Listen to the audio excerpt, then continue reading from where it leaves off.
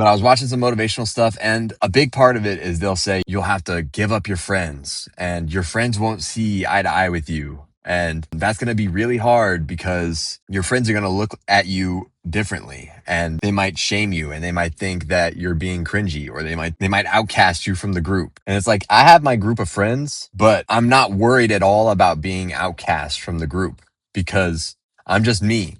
And if being me outcasts me from the group, then so be it. I don't want to be a part of that group. And that's a legitimate thing. Like, I'm not bullshitting. That's legitimately my philosophy. And I gained that from being lonely all those years, because if you have no friends for so long and no one really that is like a close friend, that's painful. That's very painful. And you have to find a way to deal with that. You just have to find a way to deal with it.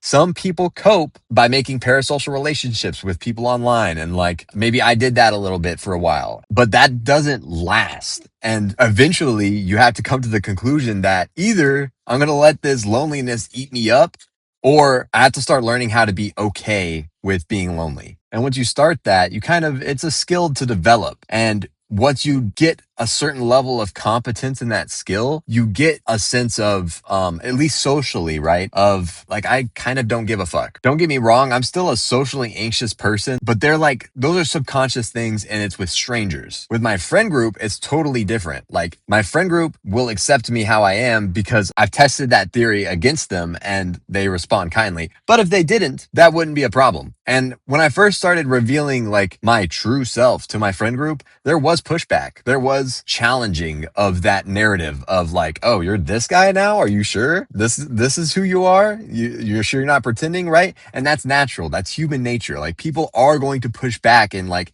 try and test you and make sure that you're like actually serious. This is you, you know? But I'm getting a little off track. Loneliness is low key a superpower if you think of it that way, because you don't have these restraints that other people have to deal with. Some people, that is their biggest problem with making progress in life, is because they're worried about their close friend group that they've had for 10 or 15 years or whatever, what they will think of them if they start doing this thing or acting a true way to themselves, being true, and like, what will my friend group think? Because I've been this way for 15 years and they think of me this way. So you don't have to deal with that. You could think of your loneliness as a superpower in that way. That is their biggest problem in life. Like, some people's biggest mental problem is, what are my friend group going to think?